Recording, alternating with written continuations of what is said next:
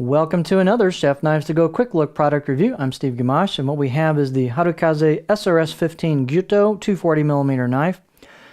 These knives have been on the site in a couple different names over the years, but this is known and recommended by some professionals on the Chef Knives to Go forums as one of the best pro line of knives on the Chef Knives to Go site. And two big reasons for that is the core steel and the performance. And also, a third reason is just the no-frills, get-it-done attitude these things have. They just get a lot of work done. They're fantastic high-volume prep knives.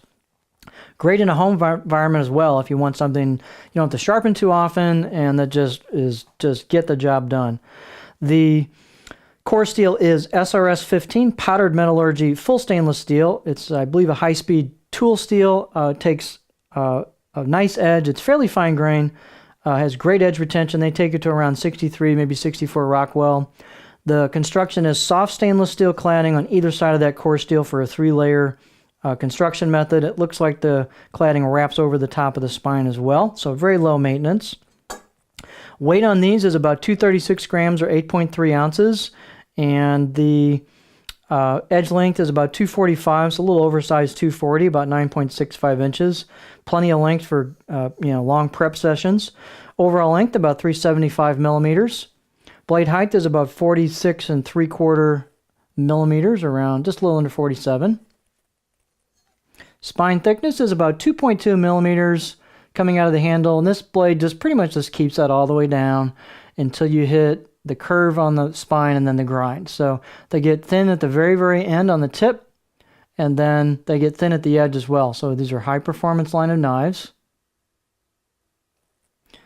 The handle is black Packawood, which is a stabilized wood product. And you've got pretty nice general fit and finish on this. Looking closely, there's just a little bit, it looks like of a burr on the tang on the top and the bottom that could be cleaned up a little bit more. Other than that, it's very smooth throughout. You've got a high quality bolster that just flows right into like a one piece into the handle, or excuse me, into the blade.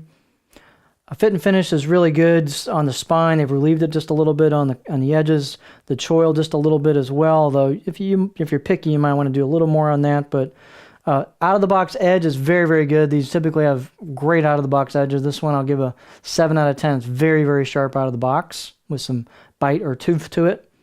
So let's look at the blade up a little closer. So you've got vertical finish marks on it. Hand chiseled kanji for some authenticity, but not too ostentatious. There's a cladding line there where the core steel meets the cladding. It's a little hard to see, but you can probably catch that a little bit. There we go. Let's see here, what else? The blade actually is pretty stiff given the thickness. Let's look at the cutting board profile where the rubber meets the road, as it were. So here is your edge profile. So you can see that you've got a little bit of back belly towards the heel, and then kind of a gentle flow up about the front half of the blade into the front. So this will rock pretty nicely over kind of medium stuff on down in size, and it flows beautifully for a rock or push-pull cuts. Not a pure chopper. You can see there's not a ton of flat to it, but kind of an all-purpose profile, if you will. So again, if you're looking for a beast on prep with excellent edge retention, not a ton of personality, but it just wants to get a lot of work done and cut. These are a great line of knives for home or professional use. This is the Harukaze SRS15 Gyuto 240mm knife.